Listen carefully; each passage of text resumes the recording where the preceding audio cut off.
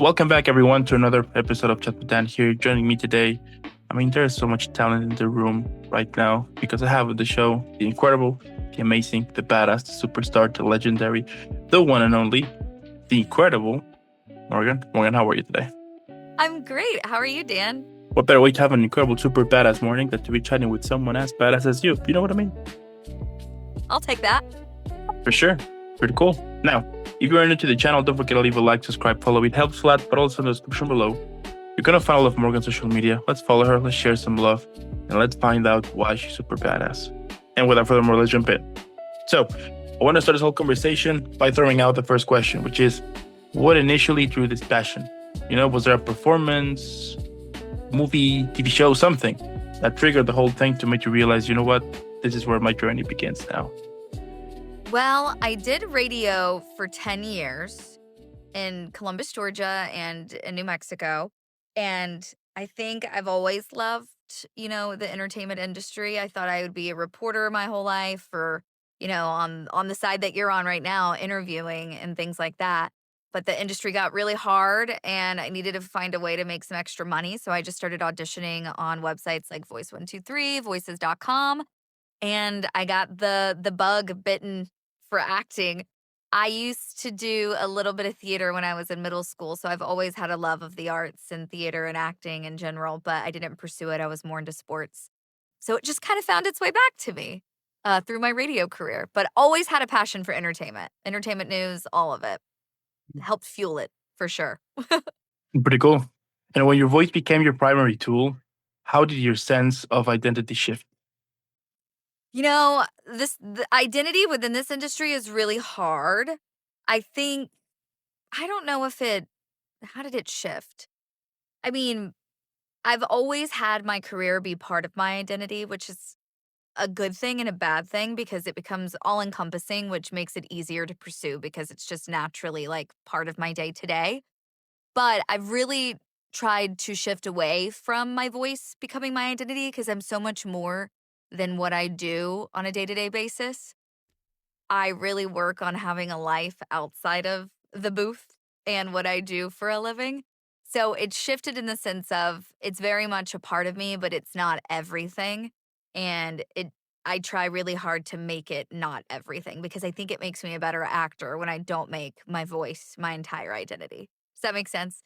I think it's important for us to have a life outside of it because when it's all that we do, we just get so hyper focused on it and I don't think it makes us better actors because we don't have anywhere to pull from. We need to live to have these experiences. So I've worked really hard on doing the opposite the last couple of years. And what do people misunderstand most about the discipline behind voiceover work? I think everyone thinks that they can do it, which in some capacity, sure. There is probably a space and a niche for everyone in this industry, which is exciting, right? But I think people misunderstand how difficult it is, and the hustle in terms of auditioning is really the job, and the rest is like icing on the cake. I think some people think, oh, you'll audition a couple times and you book it, and that'd be great. But it's really like, no, you're auditioning 30, 40 times a day, every day, which comparatively to on camera, just the influx of auditioning is like astronomical, right? I don't think there are any on camera actors auditioning 30 times a day. That'd be like incredibly difficult because most of the times those auditions require a lot more prep and require a lot more elements, a reader, getting the right look for the on camera. But with voiceover, I think people think it's truly just talking. And there's so much more that goes into the audition process. Like being able to flip genres within a matter of seconds is a lot harder than people think. I could be doing a corporate narration where I'm going, in today's workforce, there is more to data. And then I'm going into a little boy voice where I'm like, get out of the way, grandma. Like, and that's in like a 30-second time frame. And you're having, like, in order for me to do 30 to 40 auditions a day, I'm having to switch back and forth depending on the audition within seconds because I work really fast. I'm not spending a lot of time on auditioning. So I feel like people don't really get that. It's not just like one job a day and that's all you're worried about. It's like it's such a fast-paced world and you're having to go back and forth constantly. What has been some of the most fun performances you have done? Well, I really loved voicing Sloane Spencer for the Goosebumps franchise, which I think I have something of her. She's like back there on this little Polaroid. I don't know if you can see that. I really loved voicing her. That was really great. She was like the first game since like 2018, and she's based off like the Haunted Mask books. She was really fun. I am the voice of March Madness for ESPN for women's basketball, and that's been a really cool challenge because I've never done sports promo before. I love character work.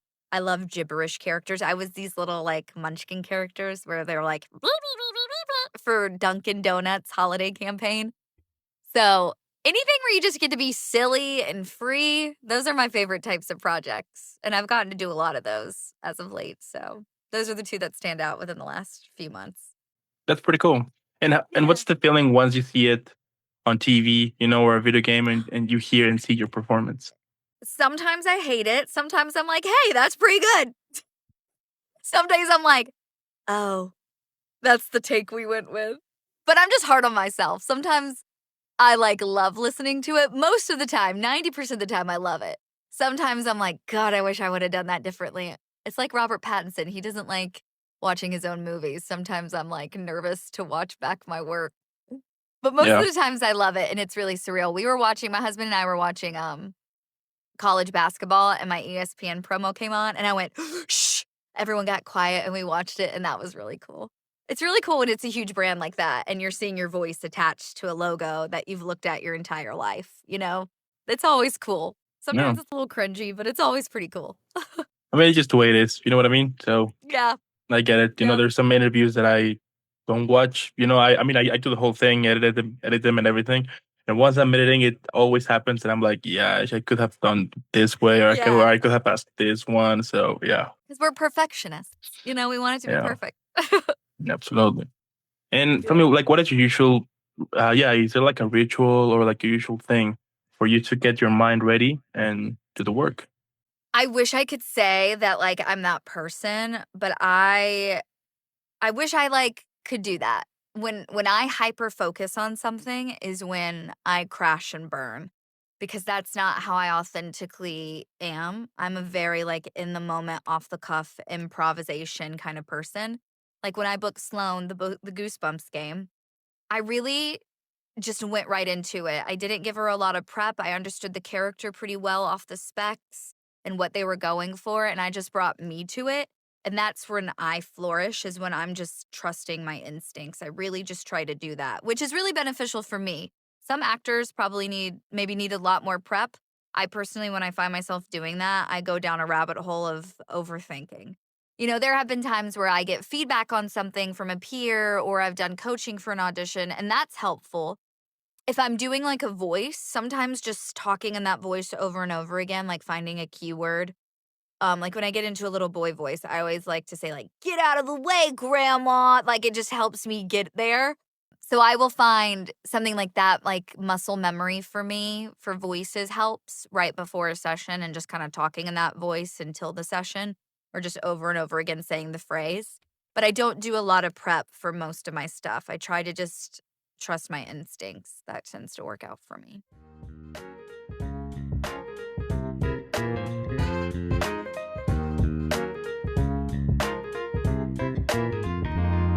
Isn't that interesting that sometimes if you like super prepare, tends to end up the way that you didn't want to, and sometimes when you're like, yeah, I'll just do it, tends to be Exactly. amazing. That's when I've booked some of the coolest stuff. When I've been like, "You know what? I know what to do here. Let me just add a piece of me and see where we land."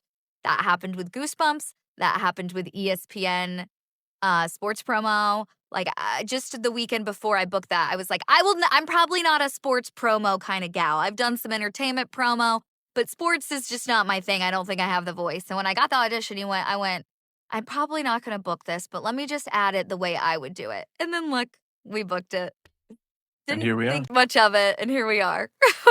Yeah, that's amazing. Yeah. Yeah, it's one of those things in which sometimes it's like life is teaching you somehow something. You know what I mean? Or I used to get like super prepared and everything, but then once the whole thing was done, I was like, yeah, I don't know. And then sometimes I'm like, I don't know, like 5 minutes before, and I'm like, okay, I'll just do it. Let's see what happens. And usually it's when most of the times it's like a really cool conversation. Yeah, when it's just authentic, you're Totally, relaxed. And I think it's a confidence thing too. The more you do it, the more you get confident in your ability. There are some auditions I get a little nervous about still, but when I just release and trust myself, that's when the magic happens. totally. And tell me, what has been your funniest or worst audition ever? Worst audition? I have probably tried to do an accent that I should not. I'm not an accent person, okay? I'm a Southern gal. That'll come out. It's gonna come out more as I'm talking to you. Here it goes. But I have probably done I think I did an audition recently where I really tried to be like this Transylvania type character. You know, like, this is how like, I cannot even do accents. I'm not an accent person. I have probably left in a burp in an audition. I know it's somewhere. You know, we're constantly got stomach issues over here, TMI, but I probably left in a burp or something. I've never listened back and thought that was absolutely horrible, but, like, I'm sure some of my early stuff is horrible. I think some of my best work has been some of the stuff I booked, like, I really loved my Sloan audition, I was really proud of that. Anytime I get to improv, I'm always really proud where that lands, and I tend to do that a lot, even in commercial auditions. But then again, sometimes the stuff that you're, like, really proud of and you're listening back like, "Dang, I really did good." You don't book. It's like a curse the minute you listen back. Now, Yeah. what has voiceover taught you about restraint versus expression? Restraint versus expression? Ooh. Mhm. I mean, there are different genres of voiceover that call for it and some don't. I've learned my expressive nature has really helped me in animation because I can bring a lot of light and brightness to characters. Restraint, it's taught me to be restrained and to simmer down for some reads, like sports promo. It doesn't always, not everything has to be upbeat and bubbly. It's taught me both of those things, when to pull that out and use to my advantage, and when to pull back and find a middle ground. There's a lot of commercial work that, they want you to be kind of how I'm talking to you, very mid-range and relaxed. And it's definitely taught me to use them as tools and when to use them because different genres, different project by project, it just depends on what level of energy you're supposed to do. And when you're able to like really fine tune that, that's when you're going to be like unstoppable with bookings, I think. When I was able to really like pull back and know when to go 100, it really helped. What are some of the genres that you would be excited to work in the future? So I'm pretty lucky where I work in pretty much all the genres, except, well, I mean, there's some genres that I would like to work more in. Obviously, when I'm booked with a video game or I have something with animation on the pipeline, I'm super happy. I've never worked in the political genre. I would love to book a political voiceover one day. I would love to do, actually, I lied. Why did I say that? I don't really care to work in political. I would love to book a medical narration. I've never booked anything medical or pharmaceutical. So that's like a genre I'm interested in. But I am really lucky where I have worked in promo and commercial and animation.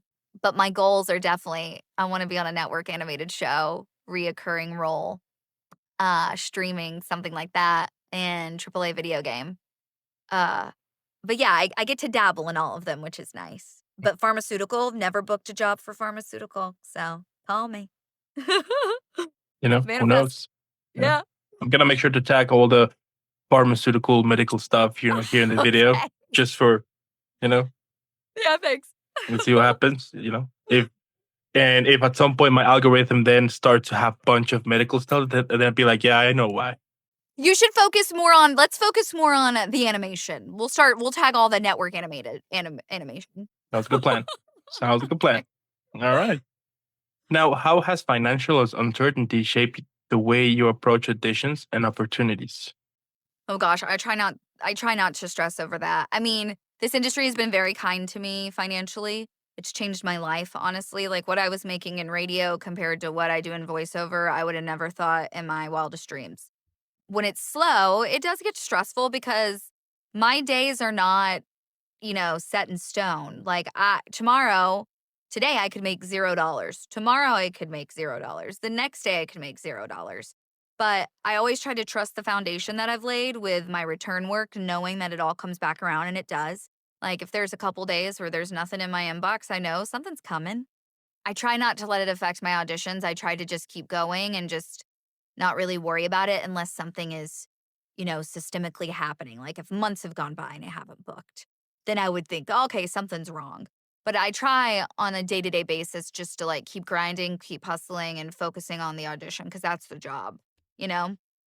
But it does get stressful. Like it's been a slower start to the year and I think everyone's feeling that and that could be for whatever reason, the political climate, you know, who knows, but you just have to keep going. You just have to keep going. And I say that from a place of privilege. I know not everyone can do that and you have to do what you got to do to put food on the table, whether that's a side hustle or another job, but I've been really lucky so far. There you go. Yeah, for sure, it's challenging now. It is crazy. It's a messed up world we're currently living in, but yeah, the best thing we can do is to just keep moving forward, keep working hard, Focusing and on the craft. Yep. there you go. A- There you go. And I do think we reap the rewards when we do that. Yeah, absolutely. And it's like the most coolest thing ever. The whole voiceover work. And I do think that over the years has gone like even like more people have known about it. Because of the social Oh yeah. media and everything, Post right? COVID, yeah, Totally. everybody could be a voice actor. That's how I started in a little closet. Started in a closet in an apartment. There you go. So yeah, it's great, and I do think that eventually great things are going to happen, and that's just the way it is. Sometimes it's just slow times, but it's just the way it is. And the important thing, I mean, of course, it's easier said than done to not get it being like a little bit affected and be like, all right, so what am I going to do now? You know what I mean? But Yep, but it's just the way it is, and I think and I've seen it, with some of the actors that I've interviewed that it's challenging, sure, but they just keep moving forward, and then that's until all you can do. the next project comes, and who knows, maybe that project can aspire to something even bigger the next time, and so on, Mhm. so on, so on. So Yeah, building momentum is key too, and knowing it's not just all gonna go away in a day, If you have a slow couple weeks, you're gonna be okay, just keep going. there you go. Now, Yep. what moment made you realize your voice could carry more than just sound? Probably Sloan. I mean, the Goosebumps thing, I got to go to a Comic-Con down in San Antonio that was just Goosebumps, and someone wrote me a really cool poem inspired by the game, and there were fans of just the Goosebumps franchise that really just were excited for a new game and loved the game, and people bringing their games for me to sign. That was a really cool moment. You forget how much characters can inspire people, and which is funny because I've had characters and stories do that for me my whole life. That's why I love this. But that was like a big picture moment. Like, wow, like people really care about this form of artwork, and especially in the gaming world, like people do care about the quality and when it's done well, regardless of the game. Like voice acting, sometimes I feel like is like is like the redheaded stepchild, right? Like, no offense to redheads, I'm a redhead. But it's like sometimes we get like not praised and then sometimes we do. And then when we do, it's really cool because you realize how much people appreciate when the work's really good. And being part of the Goosebumps family for that little bit of time was really cool. Just the different, like the different types of people who just love that franchise and all the different ages. It was really special. What was your reaction when you met, the whole fan base of Goosebumps? Like, what was it for you? It was just really great. It was like surreal. I don't know. You're in a booth and you don't know like are people actually playing this game? And it made me just realize like we all have our inner child we're just trying to take care of. Like you have full-grown adults that love Goosebumps so much because it's so nostalgic from their childhood. The way I love watching like Disney and Pixar movies and watching like The Simpsons and the Fairy Odd Parents on Nickelodeon. Like we all grew up with this and we still love it as adults. And I think it just made me realize, like, how much of our inner child is still attached to us. It was really cool. Yeah, I'll never forget it. yeah, that's amazing. And also, the fact, now with video games, I do think that with technology and everything, the way that it's going, the that voiceover becomes like a more not like a more, I wouldn't say important, but like what's the word here? That it gets like more attention to it as back then. You know what I mean? Yeah, I think AI makes people realize how much they want a human touch to the art they consume. And I've realized that, like, people don't want to hear AI and their characters. That, like, nobody wants that. What's the point of this if we're just going to let some robot, artificial intelligence tell a story? Like, there's no point to life then, in my opinion, if we're going to allow that. So I agree. I think people notice it more and appreciate it more. I mean, I did VO for a Nintendo trailer for Mario Party Jamboree a year and a half ago now. And the comments were all about my voiceover. One, because they thought I sounded like Paulina from the franchise. And two, because it was so fun and storytelling. And like I was able to improv and like have attitude. And people were cracking up about it and commending the VO that like trailers should be more like this, like fun and interactive. And I'm like, AI couldn't do that. AI couldn't get a reaction from an audience. They would have been already turned off if they knew it was AI. And I've already seen that from people. I mean, we've seen that with the Coca-Cola AI ad. Nobody wanted that. Nobody. Yeah, and also I've seen that for video games when they use AI, the community will instantly jump in and be like, no, I don't They want will it. instantly I don't be care. I don't want it. they're Just do it. already turned off. Yep, Mhm. we saw that with some of the dubbing for some anime shows. I think it was on Amazon Prime. The whole entire fan base was like, absolutely not. Absolutely not. Yeah, So I agree. I agree Trial and too. error. Yeah, and it's a good Mhm. thing that even till this day, because it's the way it is. If you want to present characters, there it has to be some real human Yeah, where connection to else it. are You you know what I gonna mean? pull from? Yeah, absolutely. Yeah, You can tell. I don't care how good it'll be. I think you can always tell when something doesn't have a soul. yeah, Even if totally. it's good, I can still tell that it's not a person. But the other day I was having this conversation in which you were like, maybe at some point AI can create something visually stunning, whatever, and people could say, okay, that's pretty cool. But that could happen only once. If they want to do it again, people would be like, yeah, you know what? No, I want something real now. Sure, Yeah. it was cool, the effects were fine, whatever.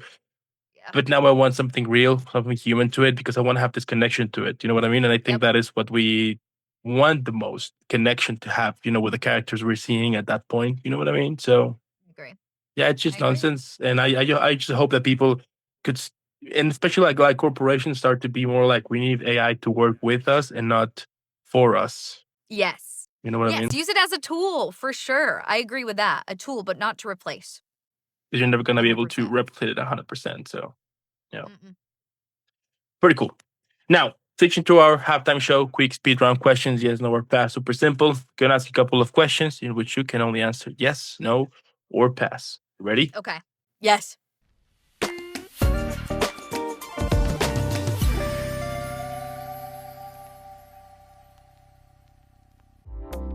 Right. So, have you ever booked a job without meeting anyone in person? Yes. Do you hear your own voice differently now than before this career? Yes. Have you ever recorded in a space that felt emotionally strange? No. Do you feel more free performing when no one's watching? Yes. Has your voice ever been judged before your work was heard? Yes. Do auditions sometimes feel more personal than on camera ones? Yes. Have you learned to let go faster after sending a take? Yes. Do you believe subtlety matters more than power? Yes. Have you ever surprised yourself with a read? Yes. And the silence between takes ever feel heavy? Pass. I love it. Pretty cool.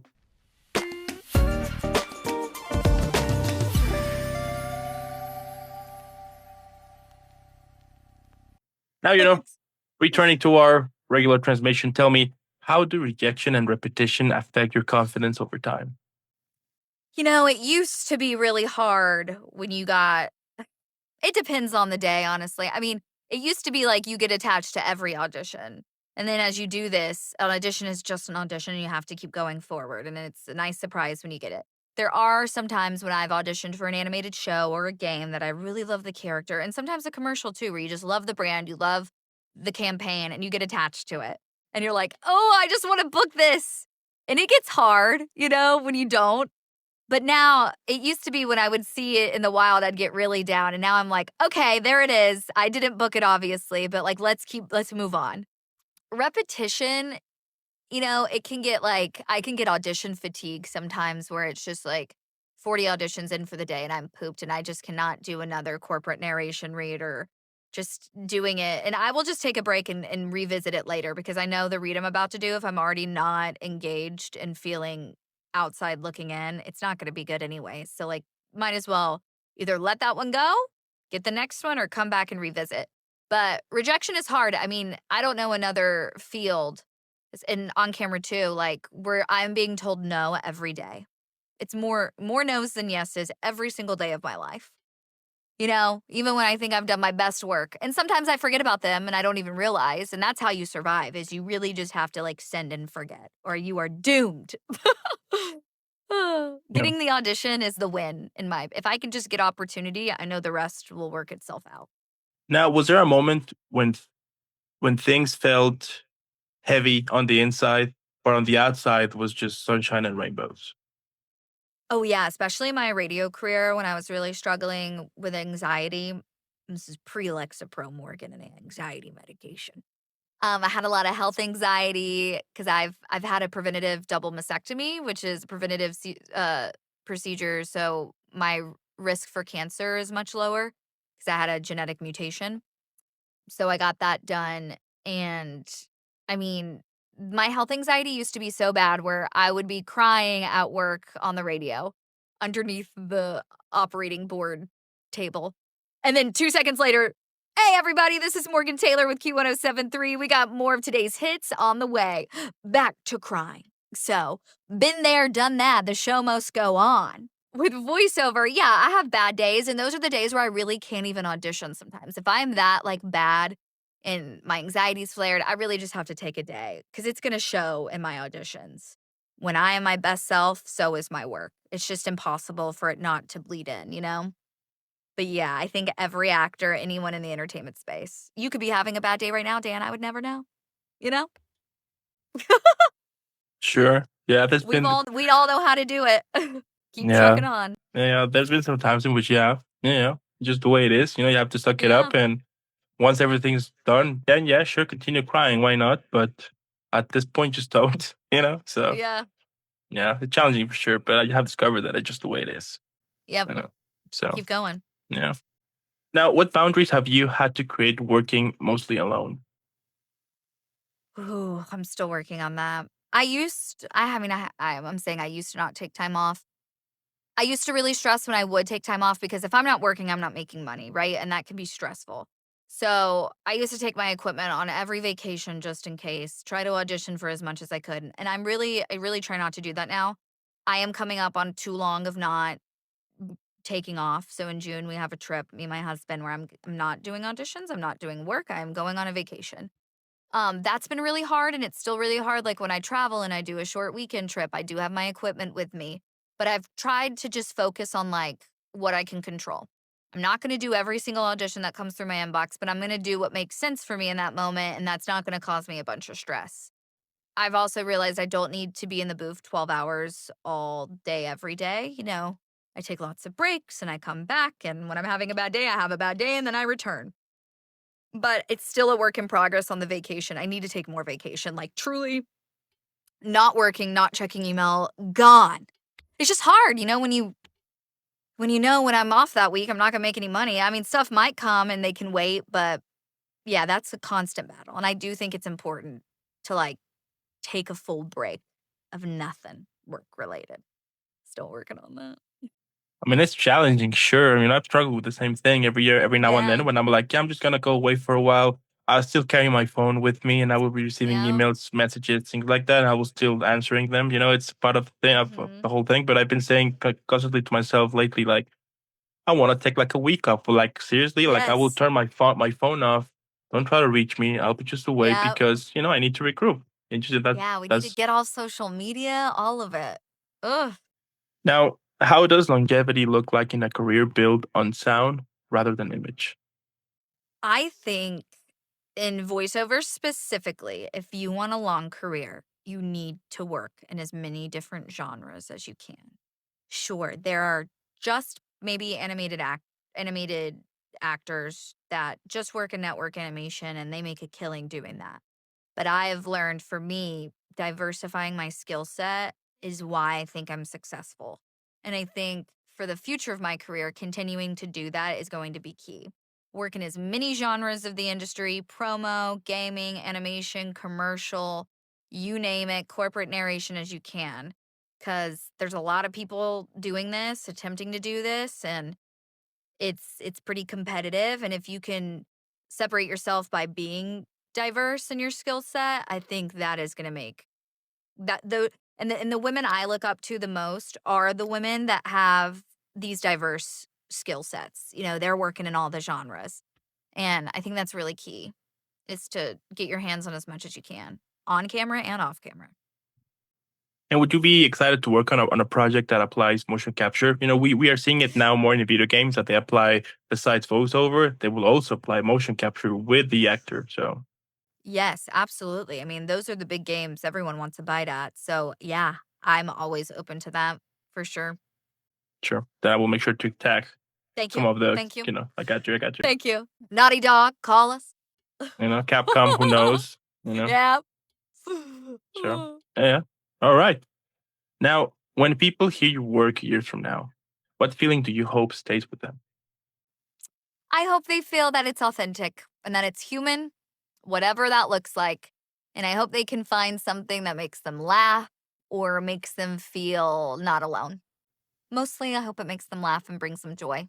Briefly or not intentionally, they can laugh at me. I don't care. Right? And in general, like, what Yeah. motivates you? We all have those days that we just want to quit. It's inevitable, happens to all of us. So how you stay positive on one of those days? I just know deep in my bones I'm going to achieve my dreams. Like, I know one day I will work in network animation and in streaming, and I will be on a Netflix animated show. I know that's going to happen. I know I will be a series regular. I don't know how it's going to happen or when, which is the most frustrating thing, but I know deep in my bones that I'm capable, and that every no and yes and setback that I feel that is coming to me or happening to me is just preparing me for that moment. I know it 1000%. And my parents, there's a picture of my mom and my husband, my family. They keep me grounded and focused on like what's important and like what I've already done. So, yeah, I just have this really insufferable, overly optimistic feeling that it's all going to work out. So, that keeps me going. Yeah. I mean, it's the least we can do. Yeah. Yeah. I like Yeah. it. I like it. Living in a little bit of a delusion. Like, will I be on a Netflix animated show one day? Yes. Do I know when or how? No, but it's gonna happen. You know. But in this day and age, who is not living with a little bit of delusional here and there? I know we need that. You know? Like, I've always been a hopeless romantic, so I'm just approaching that with every aspect of my life. All of it. Now, my last question here, Yes. so we can all enjoy and relax after an epic chat here. So, what do you think that could be the best title for this episode? Hopeless romantic. Hopeless romantic? Or hopelessly optimistic. I can work with that. Does that That make sounds cool. sense? Yeah. Hopelessly optimistic. Like, Yeah. that sounds like, that sounds like a title for your next book. Who knows? Yes, I love Biopic. that. Hopelessly optimistic. Yes. Yeah. I love that. Let's take it. And at the end, what can I say? It's epic what you do. I love it. The fact that you keep pushing hard, you keep doing your work here and there. Sure, it's challenging. Sure, it's a pain in the butt sometimes, but you make it happen. And I do think that you're not also creating cool characters. You're also showing us that dreams can come true. And I think that is super powerful and super positive. And I think positivity is what we need right now in this messed up world. So, for sure. Love that, Dan. Thank you. I'll keep the positivity going. You do that. I also want to thank also those who stayed the whole episode. Let us know what you think in the comments below. But by this point, come on. I mean, we already know why Morgan is super badass, so let's share some love. Let's make her viral. # Team Morgan. And again, thank you for making this happen. Keep shining out there. Keep rocking. Keep kicking ass. And I'll definitely be seeing you in the next one. See you later. All right.